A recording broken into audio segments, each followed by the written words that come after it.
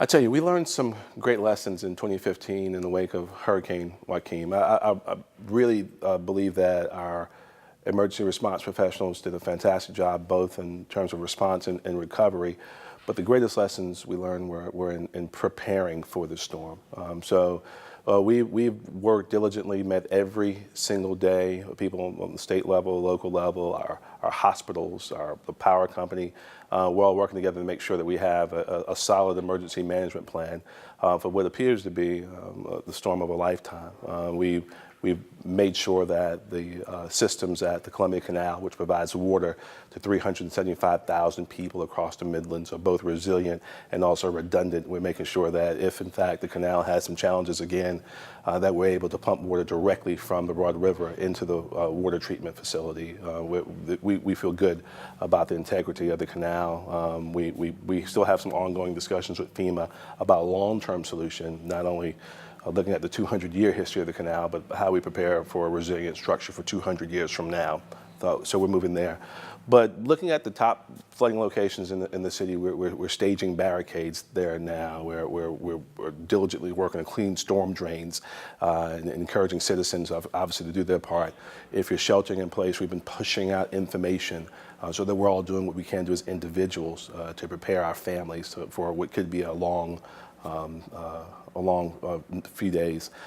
This storm has been a bit of a challenge because it's so unpredictable. Not only where it's going or its severity, the potential that it may come and sit on an area, unlike what many of us experienced 25 years ago or so with Hurricane Hugo.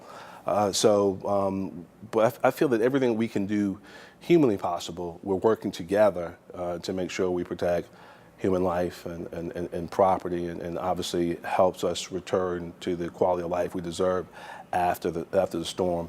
And I say this, I'm a man of faith, we're praying nonstop as well. We believe that there's power in prayer. One other great lesson that we learned in 2015, obviously from the second largest man-made lake in the country, in Lake Murray, to all of the lakes along the Gills Creek watershed that saw severe flooding in 2015. Those lakes have been dramatically lowered. Some of the dams have been repaired. Those that have not been repaired. Obviously, the effect of those will be mitigated with the lower lake levels.